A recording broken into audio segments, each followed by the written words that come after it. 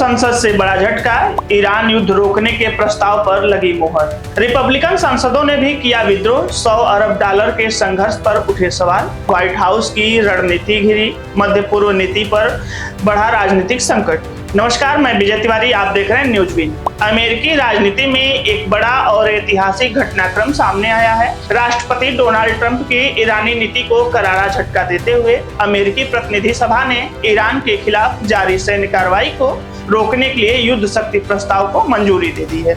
इस फैसले ने न केवल व्हाइट हाउस की रणनीति पर सवाल खड़े कर दिए हैं, बल्कि यह भी संकेत दिया है कि लंबे समय से जारी युद्ध को लेकर ट्रंप की अपनी पार्टी के भीतर भी असंतोष गहराता जा रहा है। प्रतिनिधि सभा में हुए मतदान में प्रस्ताव के पक्ष में 215 और विरोध में 208 वोट पड़े।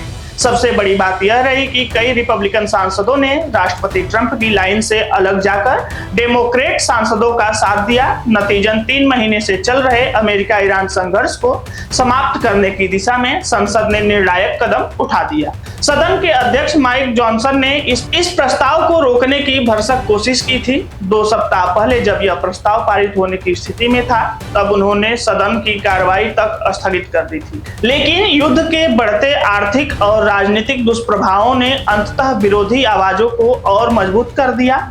डेमोक्रेटिक नेता हकीम जेफरेन ने मतदान से पहले ट्रंप प्रशासन पर तीखा हमला बोलते हुए कहा कि यह युद्ध लापरवाह, महंगा और अमेरिका के हितों के खिलाफ साबित हुआ है। उन्होंने दावा किया कि इस संघर्ष की वजह से अमेरिकी करदाताओं पर $100 अरब से अधिक का बोझ पड़ा है। उनके अनुसार जिस युद्ध को राष्ट्रीय सुरक्षा के नाम पर शुरू किया गया था, उसने उल्टा अमेरिका की आर्थिक और रणनीतिक स्थिति को कमजोर कर दिया। गौरतलब है कि पिछले महीने सीनेट भी इस तरह का युद्ध शक्ति प्रस्ताव पारित कर चुकी है। उस समय भी कई रिपब्लिकन सीनेटरों ने ट्रंप से दूरी बनाकर पार्टी के भीतर बढ़ती नाराजगी का संकेत दिया था।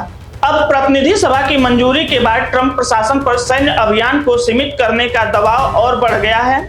यह पूरा विवाद ऐसे समय में सामने आया है जब ट्रंप ने चुनाव प्रचार के दौरान विदेशी युद्धों से अमेरिका को दूर रखने और घरेलू मुद्दों पर ध्यान केंद्रित करने का दावा किया था। लेकिन ईरान के साथ बढ़ते संघर्ष ने अमेरिकी राजनीति का फोकस फिर से मध्य पूर्व की ओर मोड़ दिया है। युद्ध के आर्थिक परिणाम भी अमेरिकी जनता पर भारी पड़ रहे हैं। फरवरी में ईरान पर हुए संयुक्त अमेरिकी इजरायली हमले के बाद तेल बाजार में उथल-पुथल मच गई।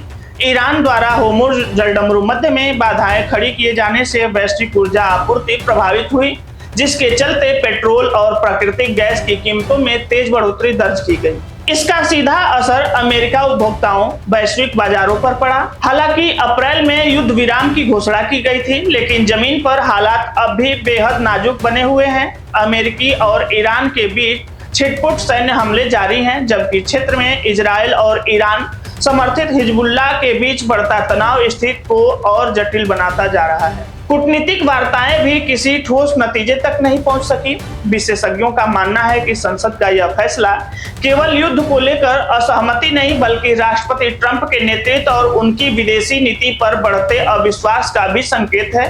यदि यह प्रस्ताव अंतिम रूप से लागू होता है, तो ट्रंप प्रशासन को ईरान के खिलाफ अपनी सैन्य रणनीति पर पुनर्विचार करना पड़ सकता है।